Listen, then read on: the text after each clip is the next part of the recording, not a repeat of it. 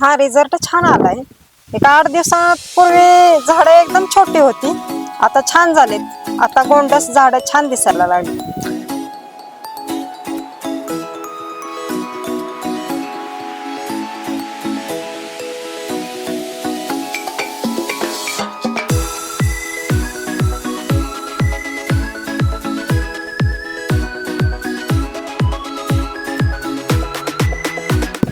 नमस्कार, मी साखळून दत्तात्रय भीमराव माने.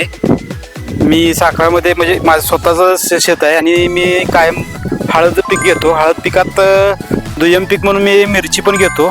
मला गेल्या वर्षी सुद्धा जरा मिरचीनं प्रॉब्लेम दिला, ह्या वर्षी पण तसाच प्रॉब्लेम वाटला म्हणून मी आणि मिरचीची माझी व्हरायटी ती 5531 आहे. आणि ह्या मिरची पिकात माझी ग्रोथ म्हणजे अजिबात झाडांची ग्रोथच कसली ती होत नव्हती. आणि ती ग्रोथ म्हणजे मी जरा सूरज मुजावर साहेबांना जरा मी बोललो.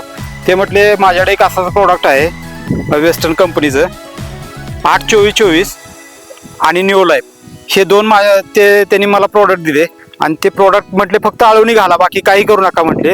आणि त्या ह्यानी मला ते बऱ्यापैकी म्हणजे रिझल्ट तरी एक नंबरच आहे, त्याचा काही विषयच नाही.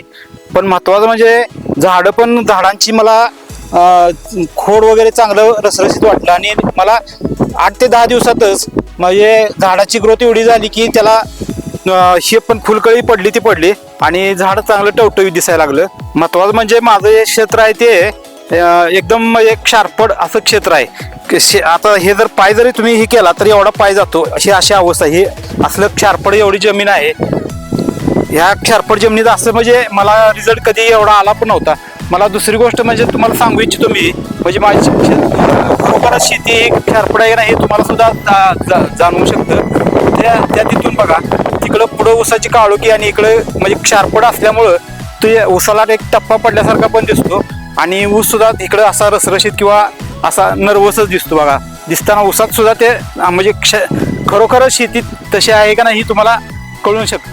महत्त्वाचं म्हणजे आणि मी 2-3 झाडं अशी ठेवलेली पण आहेत, ते म्हणजे त्याला डोस काही दिलेलाच नाही, ते सुद्धा तुम्हाला मी देऊ शकतो. ह्या इथं त्या पद्धतीनं अशी मी एक 3-4 झाडं ठेवलेली आहेत बघा.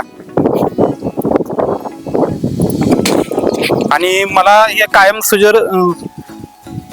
ह्या पद्धतीने ही झाडं ही अशीच राहिली. ही अशीच माझी सुरुवातीची ही जी वाढ होती ती अशीच होती. वाढच कसली ती झाली नव्हती, कारण क्षेत्रच क्षारपड आहे, त्यामुळं याची वाढ कसली ती नाहीच.